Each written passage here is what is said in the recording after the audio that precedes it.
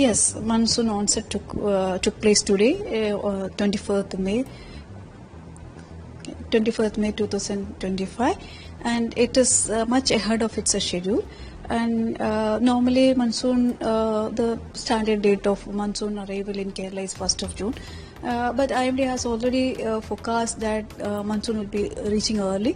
The official forecast was 27th of May with a model error of 4 days. That means the monsoon could reach 4 days before 27th of May or after 4 days after 27th of May. So as per our forecast, our forecast also has come true. We officially announced that the the arrival of monsoon.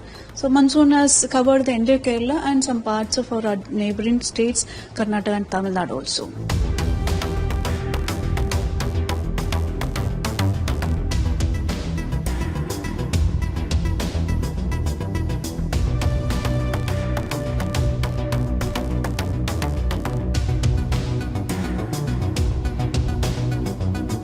Monsoon onset is a very vigorous one this year. Monsoon current is very strong. Its depth is also very high. Very good. Up to around 6 kilometer height in the vertical, we can see westerly winds, and the strength is very good.